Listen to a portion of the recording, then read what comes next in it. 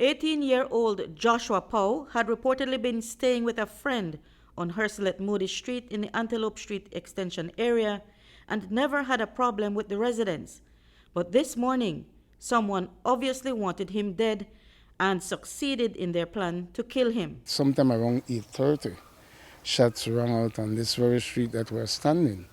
And when the shooting ceased, he was lying behind that blue vehicle to our left, to my left, lifeless. No? A friend of the deceased told us that he had been staying at her house since his release from the youth hostel a couple months ago. He come back here and he said that if family chaser, I never have no way for this, so that's why he end up back here.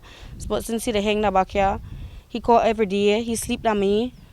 He call, we cook, he eat big, he like eat big, that I think, well, he love to eat. The Belize Police Department's Communication Director, Assistant Superintendent Fitzroy Yearwood, said at the scene that the deceased had been in a conversation at the junction with someone when only moments later he was gunned down.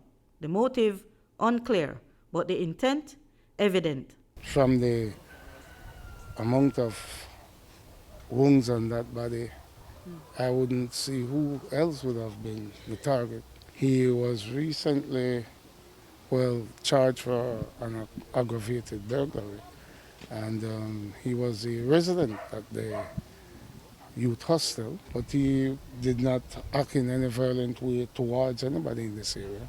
So it's a really difficult investigation, but we at the police department, we believe that we can get some form of information that could at least establish who would want to do something like this to him. Whoever is responsible for Pow's killing took away someone's good friend. For we last conversation was yesterday evening, right by the red vehicle over there. We would talk. He called, he hugged me and he said, sis, he said, you don't know, you know. He said, once anything at the right wrong the lane, you know. So I tell her, yeah, breads. I said, okay, then later I call see, but I never did get to see he, none at all, and up to this man, I still not see him. Police have recovered several 9mm expended shells and 2 slugs from the scene. Reporting for News 5, I'm Marion Ali.